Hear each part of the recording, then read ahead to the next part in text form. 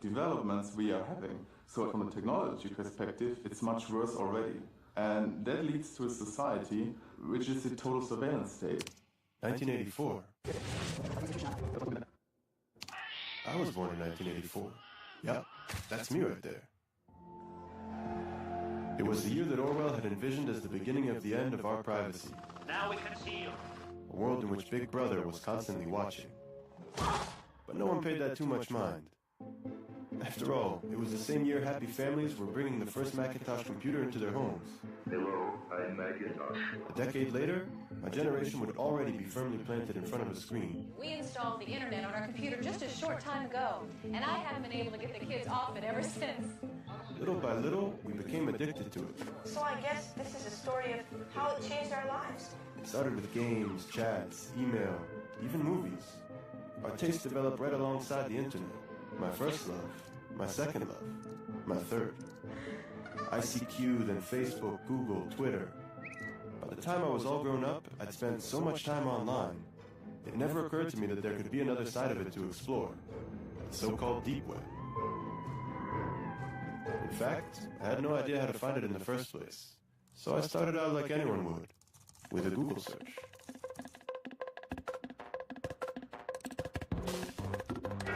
What lurks beneath the surface of the internet? The deep web. What is it exactly? Well, it's kind of a vague term because it's comprised of anything that's just not indexed by search engines. All right, unindexed. So Google wouldn't take me very far. If we want to compare the size, then one great analogy is that the surface internet, the stuff that's indexed by Google, that would be sort of like the tip of an iceberg. The tip of the iceberg. The majority of users can only access 1% of all the information the World Wide Web has to offer. The rest, deep beneath the surface, is known as the deep web. So the deep web is like an inaccessible data dump, filled by banks, governments, corporations. And then there's the invisible corner of it. There's the regular internet, and then there's something called the darknet, an underground system of anonymous websites that are untraceable. מה זה הדארקנט? אנחנו בעצם במשך הרבה מאוד שנים נמצאים במצב שכל מי שרוצה לעשות משהו בהסתר, לקנות סמים, לקנות סחורה גנובה. היה לו בעצם מאוד קשה היה לבצע את זה בעולם האמיתי. כי בעולם האמיתי אתה צריך לפגוש את המוכר, ואז אתה גם צריך לשלם לו באיזושהי צורת כסף. כשאנחנו מדברים היום על הדארקנט, בעצם אנחנו מדברים על זירת מסחר חדשה, שוק חדש, שבו פחות או יותר הזהות של הקונה, של המוכר, וגם הכסף בעצם מוסתרים, נקרא לזה מהרשויות, או מכל מי שרוצה לנטר היום פשע או כל דבר אחר. You can find ways to launder money, hire a hitman, get guns. The deep web is used by many to buy fake identities. Websites offer green cards, driver's licenses, and passports. Some use it for more sinister reasons, such as human trafficking or drug exportation. אוקיי, אתה רואה? זאת מערכת הפעלה של האקרים. לא Windows, לא שום דבר בסגנון הזה. מערכת הפעלה שהיא נבנתה מראש בשביל צרכים של האקינג. Tel Aviv is a hub for cybersecurity types, so it wasn't hard to find Denor Cohen, a white-hat hacker who dabbled in the gray zones of the internet for the good guys. The first thing Denor showed me is how vulnerable and exposed anyone using the open net is. ראית? הנה הסיסמה של הרשת. מדהים, אה? עכשיו תחשוב שכל הסודות שלך, כל הסיסמאות בנק, הג'ימייל שלך, הפייסבוק שלך, השיחות הפרטיות שלך, הכל נחשף עם הקשת מילה קטנה באנטר. Circling the block, Denor could enter into practically anyone's computer within a 100-meter range. And just as a hacker could intercept my information on the open net, so too the police could use similar tools to monitor crime. תראה, אם אנחנו עכשיו נתקשר לגבי הרשת הרגילה ונתאם עסקת סמים, יש מכשירים שמנטרים אוטומטית את הרשת הזאת, אין בעיה של כוח אדם, נבוא להזמין אותך לחקירה מהירה, בדקנו, אין שום דבר שיכול לעצור בן אדם. עם מספיק זמן מלעשות כמעט הכל. אני רוצה שזה יהיה מאוד ברור מה זה דארקנט. אתה בעצם מתקין לעצמך סוג של תוכנה שמסתירה בעצם את הפעילות שלך. Well, you're going to need some software. One of the most popular is called Tor. Tor, which originally stood for the Onion Router. The Onion Router. Onion Router. It was made by the U.S. Navy How does Tor do it? Well, it takes your data and it bounces it around the world over several different data nodes. That way, no person or agency can figure out where the data came from or where the data is going. If you want to keep yourself invisible online, there is absolutely nothing better than Tor. It seemed unbelievable. Under cover of complete anonymity, sitting in the living room between episodes of your favorite show on Netflix, anyone could be pulling off the perfect crime, with no one the wiser. It took seconds to download and Tor was on my desktop. The door to the darknet was wide open. Goodness, this is quite extraordinary. It's such a large rabbit hole. I'll just take a look inside. The question was, where to?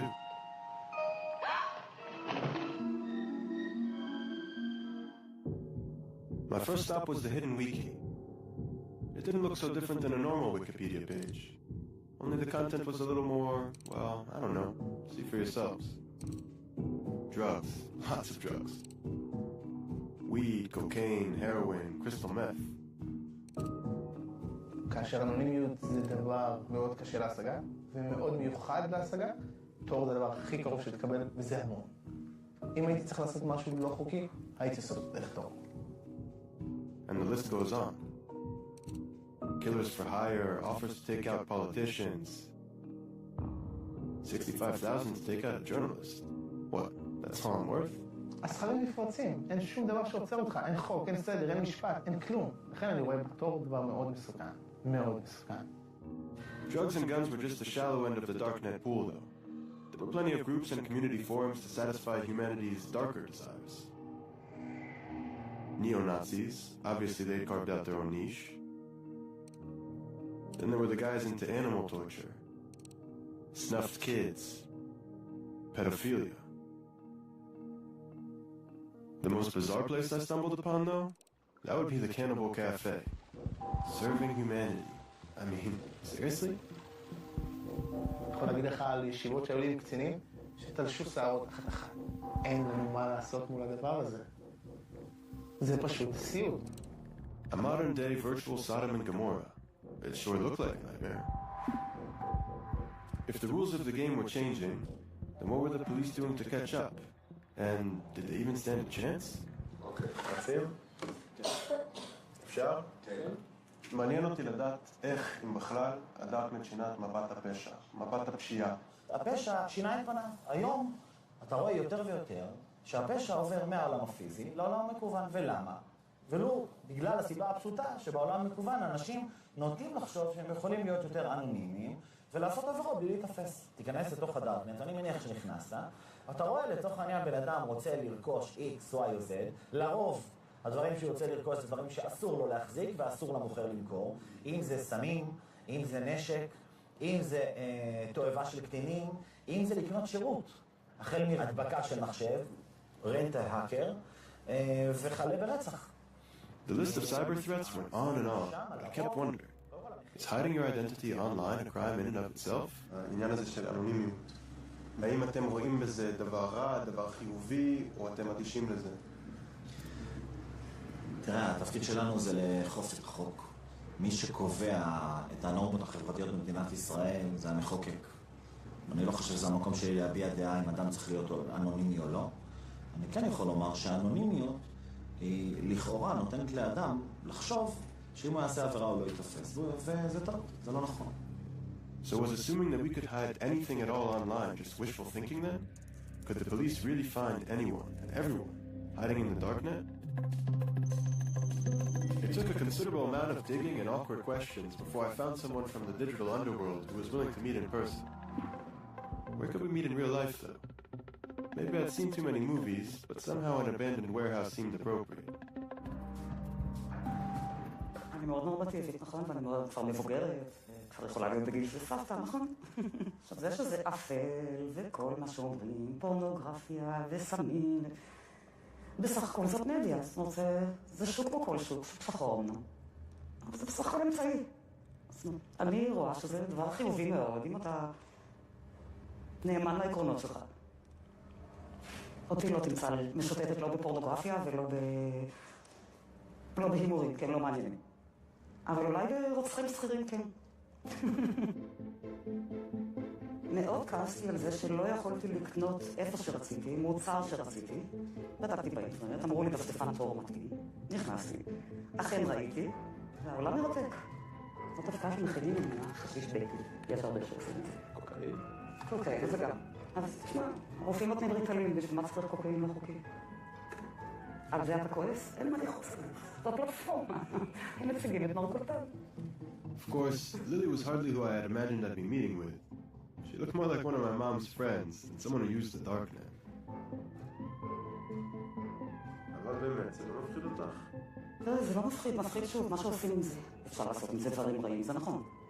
אבל הדארקנט כשלעצמו לא מפחיד. I tend to be skeptical of people who tell me there's nothing to fear. Was the darknet really just the black market equivalent of eBay? Technology has always been two-sided. Depends how you use it. Take, for instance, the 3D printer. Oitza Zana had used one to print a 3D gun, whose model he downloaded from the darknet, and snuck it into a campus rally with one of Israel's biggest politicians. The funny thing about it, he said, everyone just stood around and watched. ההתפתחות הדרמטית העיקרית היא זו של ייצור מהיר וייצור אישי, מה שנקרא באנגלית Rapid Manufacturing. אם בעבר היינו מייצרים רק במפעלי ענק עם מכונות שהיו שוות מיליוני דולרים, הרי שהיום בעצם כל בן אדם יכול להחזיק מכשירים כאלו בבית שלו. מדפסת תלת-ממד שאפשר להדפיס באמצעותה אקדח, יש את זה לאנשים בבית. אבל לא כל בן אדם יכול להדפיס אקדח ככה סתם. הוא צריך להוריד את התרשים מאיפשהו. ומאיפה המידע הזה מגיע? מהדארקנט. כל בן אדם שמוריד את האקדח יכול להסתכל עליו באופן וירטואלי במסך, יכול להחליט להעביר את הפין לפה, את המצרה לכאן, וליצור אקדח שקצת משופר. This is called the lower receiver. This doesn't have a serial number, and it doesn't require a background check. ואם הוא מגלה שהוא באמת עשה אקדח יותר טוב, מה הוא יעשה עכשיו? הוא יעלה אותו בחזרה לרשת. This is a ghost gun. מה שאנחנו רואים זו מגמה של דסקילינג, הפחתה במיומנות הנדרשת להשגת מטרה מסוימת. אתה רוצה לסנטז אצלך בבית חומרים כימיים שונים? אתה יכול להוריד את התרשים שמסביר למדפסת איזה חומרים לערבב ביחד כדי להביא לתגובה כימית וליצור מורפיום, או ווליום, או מריחואנה, או אבק שרפה, או ציאניד. מתקן יעשה את זה בעצמו בבית. אבל אני רוצה לקחת אותך לכיוון השני. חברות תרופות מוציאות תרופות בעלות אסטרונומית, וחולים לא יכולים להרשות אותם לעצמם. אנשים שיש להם את היכולת, למשל, להעביר תרשימים של יצירת תרופות בבית, יתחילו לעשות את זה בעשור או שניים הקרובים. יקרה בדיוק מה שקרה עם האקדח המודפס. הם יתחילו לשפר תהליכים. כל בן אדם ישתתף במהפכה הגדולה הזאת של החלפת המידע, זיווג של רעיונות חדשים. הדארקנט יכולה להיות המקום שבו כל רעיון ישן יתערבב אחד עם השני, כמו שאמר מאט רידלי, בעצם הרעיונות יעשו סקס אחד עם השני, וילדו רעיונות חדשים ומופלאים. ההירתמות הזאת לא מתרחשת באוטוסטרדת המידע הרגילה, מכיוון שמאבקים הגדולים באמת תמיד דורשים הרס יצירתי. וכאן אתה רואה בעצם את החשיבות של הדארקנט, שמאפשר את הנתיב להעביר מידע, והמידע הזה יכול לעורר מהפכה. Revolutions brewing in secret. Wasn't that exactly the type of thing that those in power generally wanted to prevent? The darknet had already attracted the U.S. government's attention. The FBI has effectively smashed the hornet's nest, and we are in the process of rounding up and charging the hornets. And the Pentagon had brought on a team to catalog illegal activity there, including these two, Alejandro and Amanda. In a sense, be hackers for hire. Our job is to sort of get around a lot of the hard stuff on the dark web and sort of bring it to light. So we could find the pedophiles, we can find the people that are hitmen for hire, all that kind of stuff, communicating this stuff with the Tor project and communicating some of this stuff to law enforcement. Because the creators of the Tor project don't want to facilitate child exploitation, right? Let's be very clear about that. Do you think that some things deserve to stay in the dark, or does everything need to be in the light? Yeah, that's a great question. I mean, on some level, I think anonymity is extremely important. I think there's certain things that, I mean, there's bad people out there. There's bad people that you want to, that users need anonymity from, and then there's bad people that are using the anonymity for the wrong purposes. I do think anonymity is important. I would not like to de-anonymize absolutely everything. But why? Why is anonymity important? It's all about, the principle of privacy. It's the principle of privacy. And for what purpose? Why do we need it? The classic example that the Tor project always kind of uses out there is oppressive regimes. Yeah, this isn't a theoretical argument. You can look back through history, and whenever you have revolutionary progress, it always starts underground. I think about it, and if let's say in some futuristic apocalyptic scenario, my government turns on me and I want to be part of the rebellion or something, I would want something like this to exist. That was about the last thing I expected to hear from anyone employed by the U.S. government. But even in the back of their minds was a Big Brother-like scenario, the kind of idea you'd sooner expect to hear from anarchists. Instead of privacy, we have permission. It's about control, isn't it? It's about the incremental eradication of freedom. That's Julia Turiansky, self-proclaimed anti-state propagandist. Don't police me. Statism is death. Jesus. Join me in my love affair with freedom. Privacy, control, freedom. This is Anarchast. These were buzzwords for a small group advocating for a new alternative to a broken system.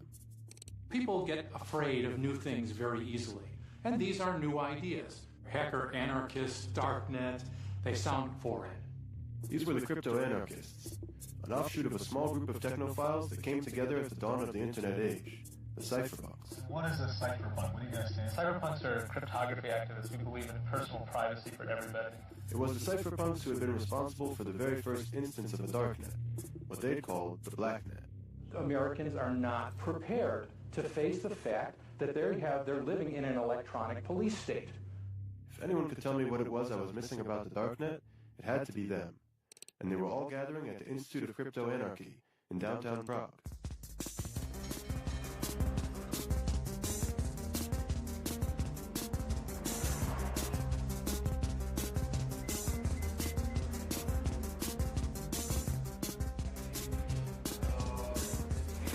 Police represent tools and ways how to protect our freedoms against authoritative tendencies in political and social institutions.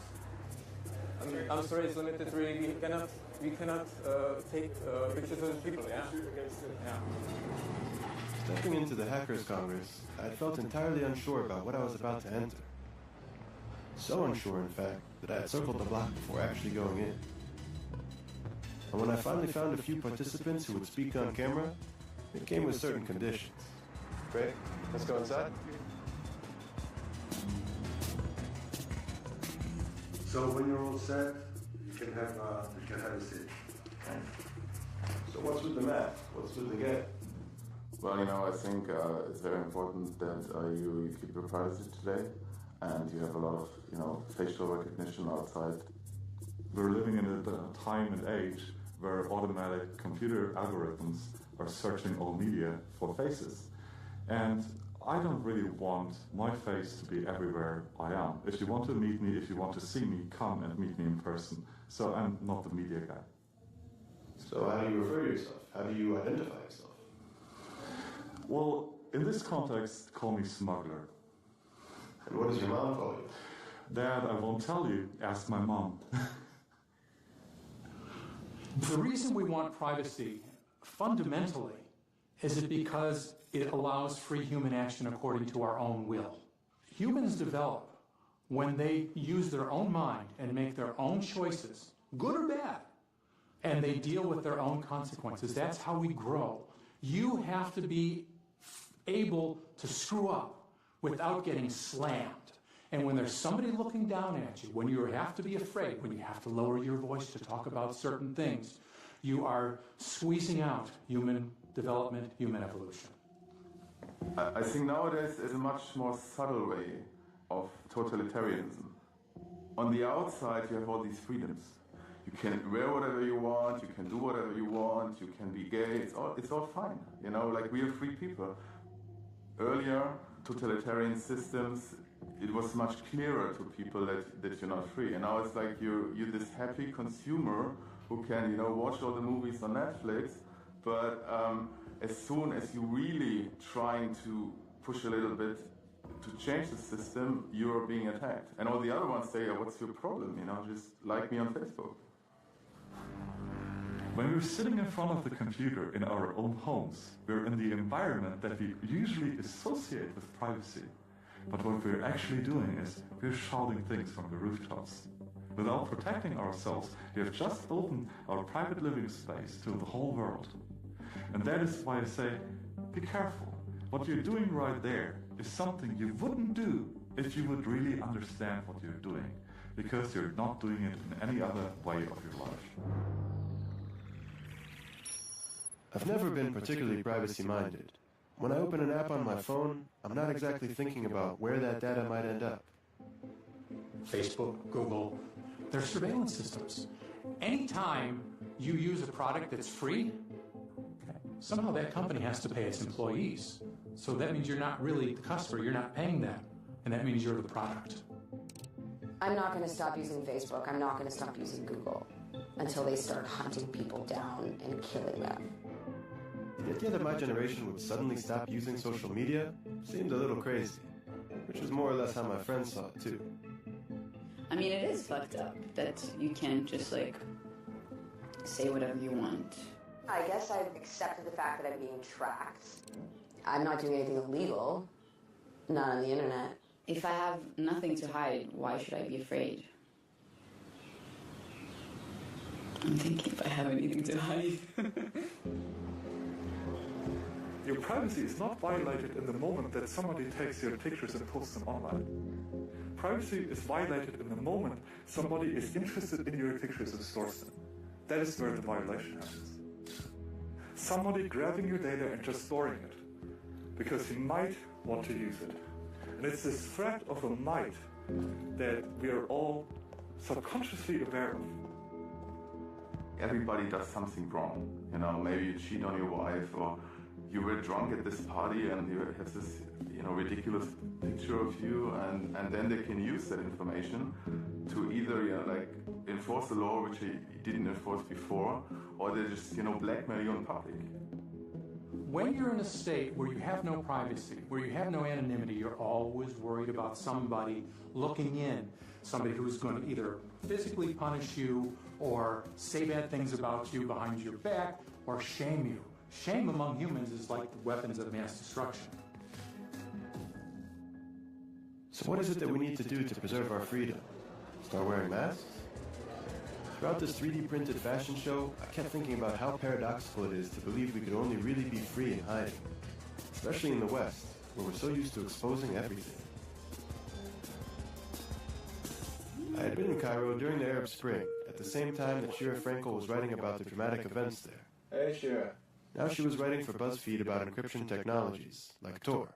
In the West, we have this idea that the dark web is dark and evil and all things nefarious, where in the rest of the world, it's not called the dark net, and it's not thought of as this evil meeting ground. It's thought of as a place for them to exchange information in a free and safe way. I've met with LGBT activists in countries in Africa and in the Middle East who consider it one of their only remaining safe havens. And when I say to them that, you know, in the U.S. we call it the dark net, that's what our politicians call it, they laugh and they think that's an insane idea. And they go, but this is where we're safe. This is where we talk. This is where, you know, as I can be myself in a safe way. So there are large parts of the world where just being yourself online is enough to get you arrested. So for those people who know that they aren't safe online, that they aren't safe to just send emails or be part of Facebook groups, encrypted technologies can mean can be a lifesaver, actually. I could understand the need for the darknet while living under a dictatorial regime, but freedom is a fundamental part of democratic societies, isn't it? אנחנו נמצאים היום במפגש בין שתי צורות שלטון מתחרות. זו שבה האח הגדול הוא זה שמנהל את החיים לתושבי המדינה ומהצד השני, שלטון ההמונים. השלטון מנסה להבטיח את ביטחון האזרחים ואת הביטחון שלו עצמו. כדי לעשות את זה, הוא חייב לעצור את האיום שטומנים לו הזאבים, הטרוריסטים, האנשים שרוצים להפוך את השלטון בכוח, ולפעמים גם האנשים שרוצים להפוך את השלטון לא בכוח. השאלה היא איך השלטון יכול לעצור את הטרוריסטים ואת הפושעים בלי לפגוע גם בחופש הדיבור. ולשאלה הזאת אין עדיין תשובה טובה. מה אתה עושה כשהחובה שלך היא להגן על המדינה ואתה רואה שהאיום כל כך גדול? אתה נכנס להיסטריה ואתה מתחיל לעקוב אחרי כל דבר וכל אחד. כי אם אפילו טרוריסט אחד עובר בין האחורים שברשת שלך, אתה יודע שהאיום שהוא טומן כל כך גדול שאתה לא יכול להרשות לעצמך את זה. One terrorist was enough to make us hysterical. 19 of them was enough to set the world on fire. Within months of 9/11, the U.S. Congress would pass the Patriot Act, and the NSA would begin the mass surveillance programs it had sought to enact for years. I take the threat of terrorism seriously, and I think we all do. It would be over a decade before Snowden revealed that the NSA hadn't just been tracking terrorists. They'd been following millions of innocent Americans as well. I think it's really disingenuous for the government to justify programs that have never been shown to keep us safe, but cost us liberties and freedoms that we don't need to give up. When I came back to the U.S. and I spoke to people about the Snowden files, a lot of them sort of shrugged their shoulders and were like, well, what do you expect? Of course the government's doing this. Of course the government's monitoring us in these, X, Y, and Z ways. And so I thought that was interesting, that on the one hand, here were these files, this cache of documents that was going to reveal in an unprecedented way what the government was doing to spy on us, and at the same time, here were Americans shrugging their shoulders and being like, so what? They say they want the information because it's good for you. Well, there's a problem with that. Number one is that they just collect everything they can and get everything they can because they can, and because, to be honest, if you're in government, if you're doing that type of work, the odds are very high that you have sort of a control bias psychologically. They like control. They want to think everything, if something bad could happen if we don't control that. Well, something bad could always happen. So when you take that as a standard, there's no end. בתמסורות פנימיות של ה-NSA, אנחנו יכולים לראות שהשלטון וה-NSA כבר התחילו להעביר מסמכים פנימיים ביניהם, שמלמדים את הסוכנים שלהם מה הפגיעויות, לא של טרוריסטים, של מטיפים מוסלמיים. כשהשלטון ממפה מה נקודות תורפה של מטיפים מוסלמיים, מצביע על אחד מהם ואומר, הוא גולש בפורנו באינטרנט. פתאום לשלטון יש כוח, ככה, לחבות את המוניטין ואת הסמכותיות של כל בן אדם שהוא לא אוהב את מה שהוא אומר. I have a dream that one day this nation will rise up. אולי אני רק אומר שיכול להיות שגם המטיפים החשובים ביותר, גם מרטין לותר קינג, שאגב בגד באשתו על ימין ועל שמאל ועישן באופן סדרתי, דבר שהוא הסתיר מהציבור עד כמה שהוא היה יכול. אם הוא היה חי היום, והוא היה מתחיל את אותה מהפכה של לתת זכויות לשחורים באמריקה, השלטון היה יכול לחבות אותו בכזאת קלות. ואם אפשר לעשות את זה לכל אחד, לאן זה לוקח את המדינה? כשהדעות הסותרות לא נשמעות, כשאין דמוקרטיה אמיתית שיכולה לגרום לשלטון לשנות כיוון ולפנות למקומות יותר בטוחים. זה מוביל אותנו למקומות רעים מאוד. If that was the case, then where would the next Martin Luther King be able to spread his message? For the crypto-anarchists gathered in Prague, the answer was clear, in places like the Darknet. Only for them, spreading the message was just step one. The next step was how to build systems that exist outside of government control altogether. Crypto-anarchists are anarchists who believe in using cryptography to create a free zone, a terra nova, a free territory with walls of cryptography around it, and they can converse with cryptography, they can use cryptographic currencies, they can create, to a very considerable extent, a separate realm in which they can live. How would this separate realm operate, though, if we're still completely dependent on the state?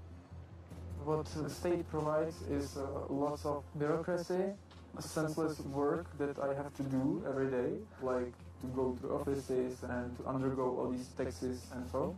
But states also provide basic needs we have, like the safety, security, roads and everything, but all of these things can be provided privately by means of decentralized tools. So everything can be provided by global providers or provider from totally different countries.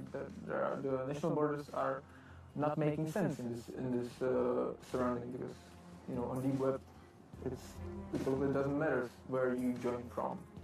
So then the alternative to the state in systems growing in the deep web was a call for revolution? With that thought in mind, I finally managed to catch up with Julia Turiansky, whose flashy YouTube clips had brought me to Prague. But you cry, prove anarchy works, and we say, welcome to anarchy, population everyone. Could it be that our anarchistic ideas sounded a little more grounded in person? I think people need guidance, people need governance in some degree, but the difference is that governance doesn't have to be forced upon people. As long as you can opt out and leave, then that's morally, it's morally in line with an anarchist philosophy. So yeah, I'm not naive. I don't think there's going to be some grand collapse and we're going to have beautiful anarchy. I think it's about creating those little communities for yourself and finding locations where you are able to opt out, which are becoming more diverse and more dispersed and more available. One of the systems that the crypto-anarchist community was already using to opt out was Bitcoin, a cryptocurrency that allows you to conduct anonymous transactions online and has already gained an international following.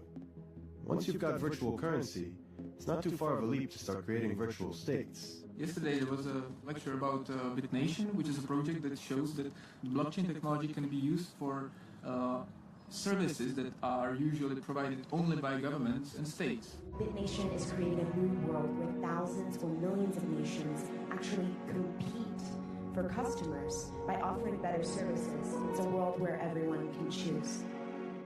BitNation is a nation, which means connecting people who share familiar, similar values, etc., together without a state, right? So I will call BitNation a stateless state. If you dissociate governance with territory, you don't need to fear for your own governance principles. Alongside the stateless state would come online crypto markets for everyday goods, essentially the family-friendly version of what I'd already seen on the darknet. There will be decentralized, anonymous crypto markets that will be technically impossible to shut down these markets by the government. Financial and social system will collapse. There is no rational approach how social system can survive, especially if you have so many old people and only a few young productive people. So I think the government social system will collapse. So this can be a good point to switch to something completely new. Government collapse, parallel systems to replace them. The crypto-anarchists traced it all back to the cypherpunks and what they'd written in 1988. You look at the cypherpunks and the things they were writing before the technology was there, now the technology is here. I mean, how happy are they? Like, they were right. Reading their writings felt like reading some sort of sci-fi prophecy. Privacy is necessary for an open society in the electronic age. Everything that they said would happen almost 30 years ago was actually happening in the here and now. Bitcoin, building anonymous systems with electronic money. WikiLeaks, crypto-anarchy will allow national secrets to be traded freely. The Darknet, systems which allow anonymous transactions to take place. Crypto markets, an anonymous computerized market will allow illicit and stolen materials to be traded. They even predicted the way that governments would respond to these developments. The state will try to slow the spread of this technology, citing national security concerns. Whenever somebody does something that protects the privacy of an individual, sooner or later, the government and the government media will take out one of those cards and say, this is bad because terrorist, or this is bad because drugs. Those things are actually bad. Yeah, it is bad to be a terrorist. But what the government really does there, or the opponents of privacy really do there, they play on our emotional piano. Okay, let's see. WikiLeaks, U.S. government. The United States strongly condemns the illegal disclosure of classified information. It threatens our national security. If this becomes a standard currency, it could radically and dramatically transform the role of central banks. A few years ago, we learned of an underground website called Silk Road. Our push for increased funding aimed at fighting cyber drug dealers. Silk Road had been synonymous with the darknet. Until the U.S. government shut it down, it had been the largest market of its kind, moving $1.2 billion in product, mostly drugs. The biggest criminal trial in the history of the internet is over this morning. The mastermind of the Silk Road website was sentenced to life in prison without parole. For the crypto-anarchists I met in Prague, Ross Ulbricht wasn't some sort of drug kingpin. Instead, he was the most visible victim of the government's efforts to kill off the darknet crypto markets by making an example out of it. If you look at the history of cypherpunk crypto-anarchy, that's actually one of the first real-world examples of a counter-economy in operation, and it was hugely successful. You had a darknet market, you had some form of anonymization, you had some form of digital anonymous currency, and it became very big very quickly. And that's basically where the explosive power of something like Silk Road lies, and I think that's why the state realized it is actually threatening. Silk Road was threatening the status quo. It was threatening the power of the state. Now imagine that would exist not just for drugs, but it would exist for food. It would exist for energy. If every good on the planet is reasonably priced available on the black market, the state loses most of its income, most of his ability to regulate, most of his ability to actually favor certain companies, and then what would happen? It will lose its power. I want governments to be away, if that's my option. If I had the red button that says all governments, all states, all involuntary organizations disappear right now, I would hit the button right now. No states, no central governments or banks. What would happen if we pushed the red button? Absolute chaos? Or a new beginning? I left Prague feeling like I was coming back from the future. Only a rude awakening was waiting for me in the present. 2 attacks in Paris, 1 in the US. Oh my gosh. Downed plane in Egypt. Didn't we need stronger protections against these guys, even if it meant sacrificing some privacy? You can't have 100% security and also then have 100% privacy and zero inconvenience. We're going to have to make some choices. I was just in Washington a couple months ago, and I was speaking to a lot of politicians, and this is just following the horrific attacks that happened in Paris and just before the attacks that happened in San Bernardino in California. And a lot of the politicians were saying, the darknet's to blame, Tor's to blame, and crypto technologies are to blame. There had been that very week a lot of reports in the press about how the attackers that were involved in Paris had communicated with one another and with ISIS leadership back in Iraq and Syria through Tor. The dark web.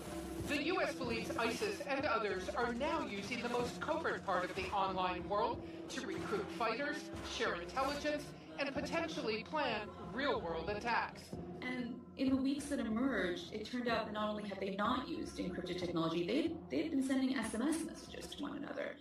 I think that for politicians, oftentimes blaming things on the dark web is a really easy way to sort of wash their hands of an intelligence failure. Why say we missed an SMS call? SMS text message. Why say we missed a phone call when you can say, oh, no, this was on the dark web. We couldn't possibly have found this scary thing that was happening. It's a carte blanche to say we didn't miss anything.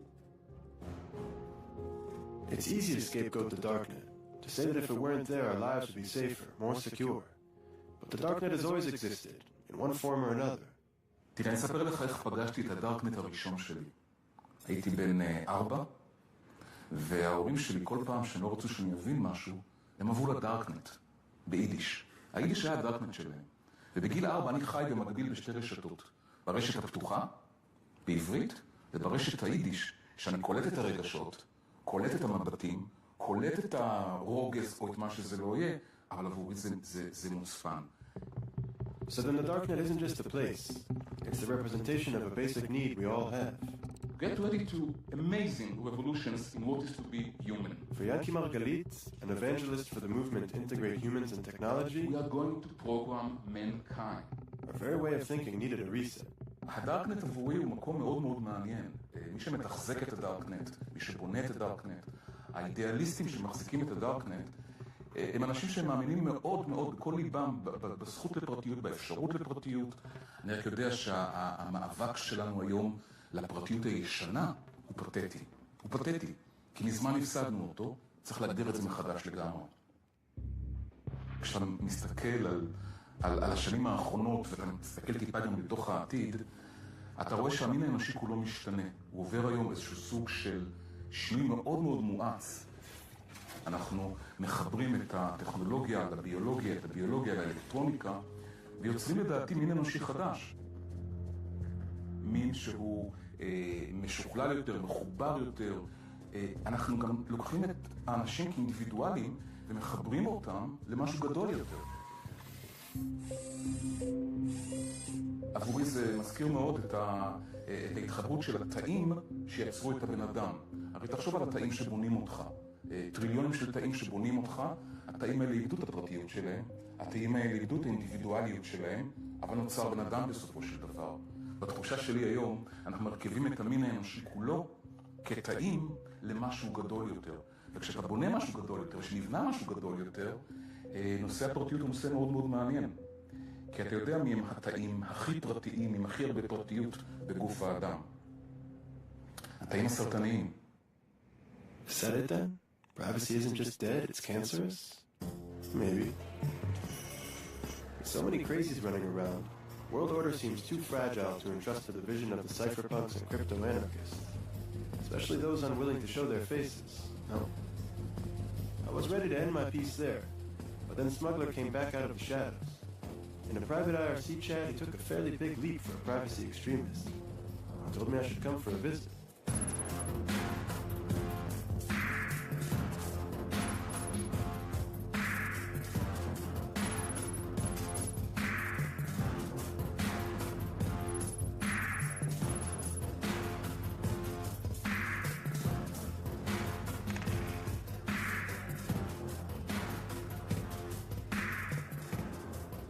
Around the streets of Berlin with two guys in masks made me a little uncomfortable, even if we'd already met once before. I must have been going through the taxi driver's seat. Think about it, like psychologically, why you were nervous. And I mean, look at you, okay? But fear can be a misleading emotion. What was I supposed to be afraid of, really? The cancerous cells? Or giving up our privacy and individuality to become one big organism? You can't make all people work the same ways. And we see that in nature as well. Farming, for example. You know, if you're using all the same methods, all the same crop, all the time, sooner or later, your farming operation will break down because reality depends on diversity to become stable. Cut off camera here.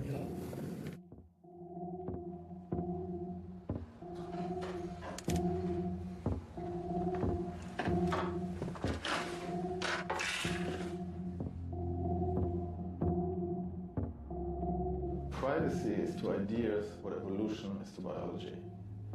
You know, to have a healthy ecosystem, you need local niches, and you need evolution, you need different organisms who are like mutating, who are evolving, and some of them will die, and some of them will prosper, and then the whole is a very resilient structure. And the same for a healthy society. You need many different ideas, and the good ones will actually survive. And if you think about this future of all humanity being one organism, going one direction, one bug kills the whole thing. Right. And it's game over.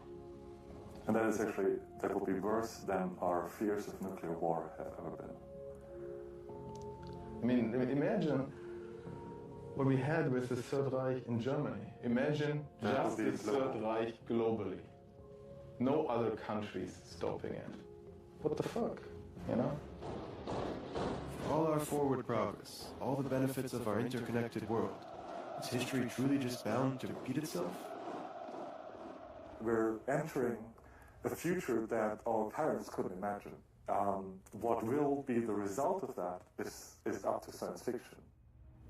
Now, I don't want to live in a future where the control over everything, every bit of technology, every bit of information, how to build things, what to think, is so big that, George Orwell is rotating in his grave, because I don't think that such a future will be very sustainable.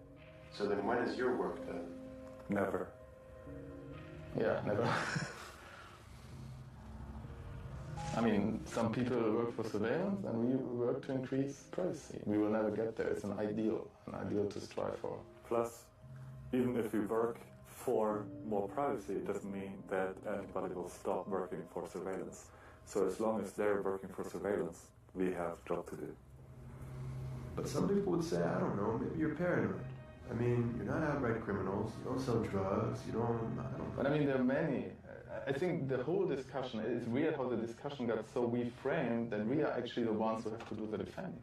Why do you have curtains in your flat? Why do you lock your door? And there are many old historical incidents where people got killed because of data collected or something. That's what happened in the Third Reich.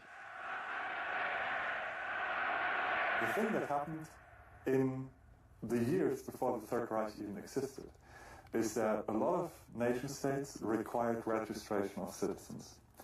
And one of the things that many states like the Netherlands, Belgium, France, Germany required was to write down your religion. The Nazis came in and took those registries to search them. Right. So when Germany invaded other countries, they would just have to look up the register, look for the register, and kill the people with the wrong religion. Right. They didn't know that it might be a problem in 10 years. Most of them never believed it. One should realize that you cannot actually know what the future brings. You cannot even make up the shit that's happening on the world today, let alone in 5 years. Leaving the container, I turned my phone back on and found my way to the train via Google Maps. I pulled up Gmail to send off the article to my editor and wondered how I could sum it all up. Where did the rabbit hole lead me to? The darknet wasn't the great evil I'd been led to believe. If anything, it seemed it might be the only place left for us to escape the increasingly watchful eyes of Big Brother. A place where we could shed our old identities and begin to create new ones, even new worlds. A place where we could know real freedom. Only here I kept returning to Smuggler's words as I left the container, that most people don't want real freedom at all.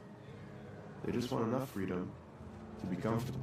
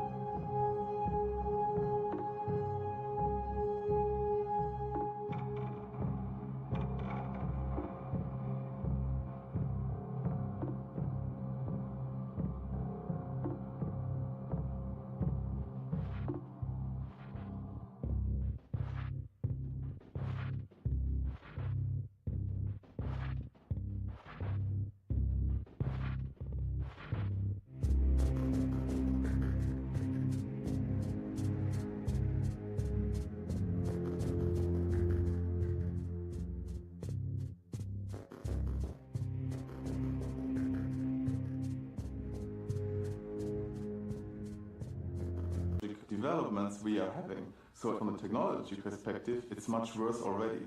And that leads to a society which is a total surveillance state. 1984. I was born in 1984.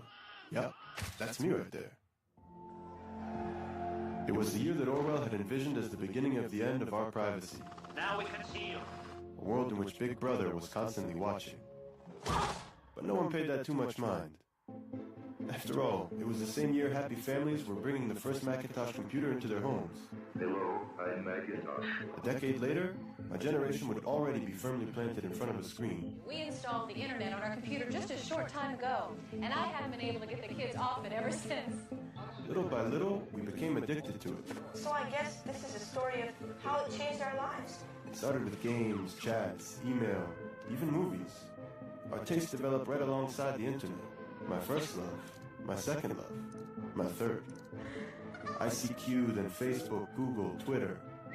By the time I was all grown up, I'd spent so much time online, it never occurred to me that there could be another side of it to explore, the so-called deep web. In fact, I had no idea how to find it in the first place, so I started out like anyone would, with a Google search.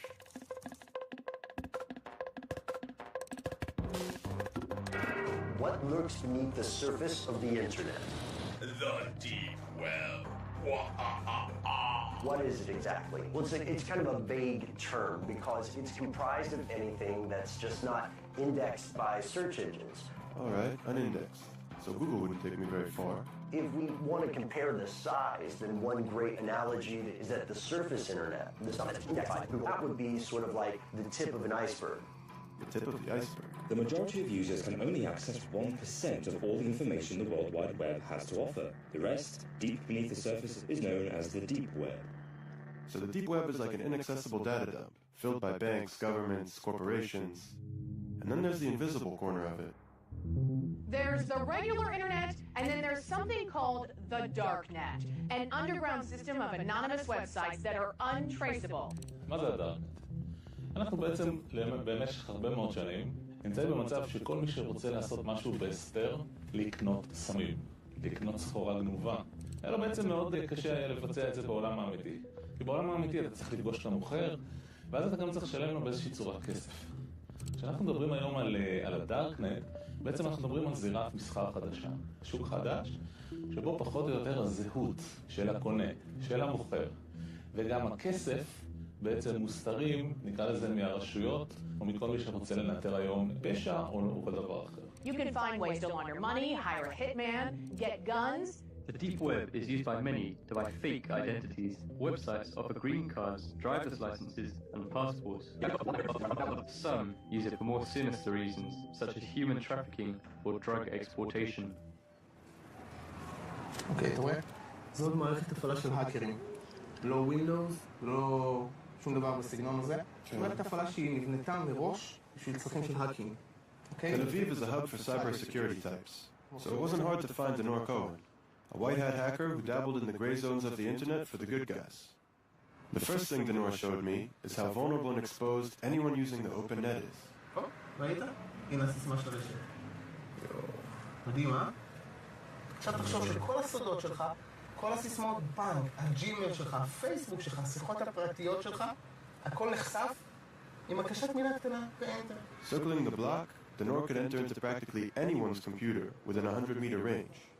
And just as a hacker could intercept my information on the open net, so too the police could use similar tools to monitor crime. תראה, אם אנחנו עכשיו נתקשר על גבי הרשת הרגילה ונתאם עסקת סמים, יש מכשירים שמנטרים אוטומטית את הרשת הזאת, אין בעיה של כוח אדם, נבוא להזמין אותך לחקירה מהירה. בדקנו, אין שום דבר שיכול לעצור בן אדם. עם מספיק זמן מלעשות כמעט הכל. אני רוצה שזה יהיה מאוד ברור מה זה דארק.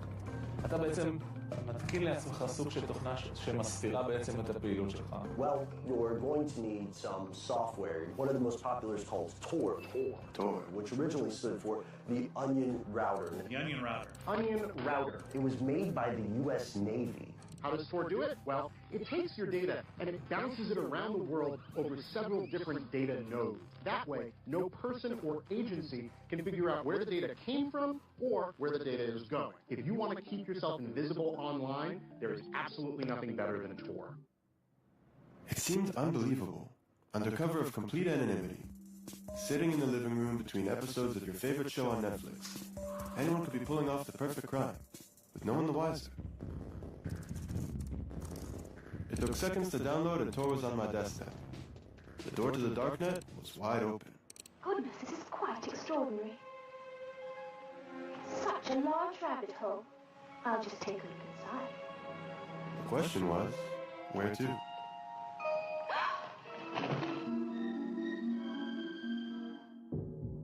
My first stop was the Hidden Wiki.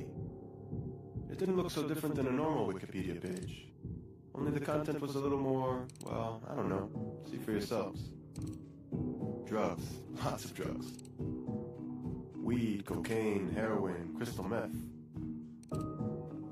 כאשר אנונימיות זה דבר מאוד קשה להשגה, ומאוד מיוחד להשגה, תור זה הדבר הכי קרוב שתקבל, וזה המון. אם הייתי צריך לעשות משהו לא חוקי, הייתי עושה דרך תור. And the list goes on. Killers for hire, offers to take out politicians. $65,000 to take out a journalist. What? That's all I'm worth? הסכרים נפרצים, אין שום דבר שעוצר אותך, אין חוק, אין סדר, אין משפט, אין כלום. לכן אני רואה בתור דבר מאוד מסוכן. מאוד מסוכן. Drugs and guns were just the shallow end of the darknet pool, though. There were plenty of groups and community forums to satisfy humanity's darker desires. Neo-Nazis, obviously they carved out their own niche. Then there were the guys into animal torture, snuffed kids, pedophilia. The most bizarre place I stumbled upon, though, that would be the Cannibal Cafe. Serving humanity. I mean, seriously? אני יכול להגיד לך על ישיבות שהיו לי עם קצינים, שתלשו שערות אחת אחת. אין לנו מה לעשות מול הדבר הזה. זה פשוט סיוט. A modern-day virtual Sodom and Gomorrah. It sure looked like a nightmare. If the rules of the game were changing, then what were the police doing to catch up? And did they even stand a chance? אוקיי, נעשים? אפשר? כן. מעניין אותי לדעת איך, אם בכלל, הדארקנט שינה את מבט הפשע, מבט הפשיעה. הפשע שינה את פניו. היום אתה רואה יותר ויותר שהפשע עובר מהעולם הפיזי לעולם המקוון. ולמה? ולו בגלל הסיבה הפשוטה שבעולם המקוון אנשים נוטים לחשוב שהם יכולים להיות יותר אנונימיים ולעשות עבירות בלי להתאפס. תיכנס לתוך הדארקנט, אני מניח שנכנסת, אתה רואה לצורך העניין בן אדם רוצה לרכוש X, Y או Z, לרוב הדברים שהוא רוצה לרכוש זה דברים שאסור לו להחזיק ואסור למוכר למכור, אם זה סמים, אם זה נשק, אם זה תועבה של קטינים, אם זה לקנות שירות, החל מהדבקה של מחשב, רנט ההאקר, וחלה ברצח. The list of cyber threats went on and on. I kept wondering, is hiding your identity online a crime in and of itself? העניין הזה של אנונימיות. האם אתם רואים בזה דבר רע, דבר חיובי, או אתם אדישים לזה? תראה, התפקיד שלנו זה לאכוף את החוק. מי שקובע את הנורמות החברתיות במדינת ישראל זה המחוקק. אני לא חושב שזה המקום שלי להביע דעה אם אדם צריך להיות אנונימי או לא. אני כן יכול לומר שהאנונימיות היא לכאורה נותנת לאדם לחשוב שאם הוא יעשה עבירה הוא לא יתפס. וזה טוב, זה לא נכון. So was assuming that we could hide anything at all online just wishful thinking then? Could the police really find anyone and everyone hiding in the darknet? It took a considerable amount of digging and awkward questions before I found someone from the digital underworld who was willing to meet in person. Where could we meet in real life, though? Maybe I'd seen too many movies, but somehow an abandoned warehouse seemed appropriate. אני מאוד נורמטיבית, נכון? ואני מאוד כבר מבוגרת, כבר יכולה להיות בגיל של סבתא, נכון? עכשיו, זה שזה אפל וכל מה שאומרים, פורנוגרפיה וסמים, בסך הכל זאת מדיה, זאת אומרת, זה שוק כמו כל שוק, שוק שחור, אבל זה בסך הכל אמצעי. אני רואה שזה דבר חיובי מאוד, אם אתה נאמן לעקרונות שלך. אותי לא תמצא משוטטת לא בפורנוגרפיה ולא בהימורים, כי הם לא מעניינים. אבל אולי ברוצחים שכירים, כן. מאוד כעסתי על זה שלא יכולתי לקנות איפה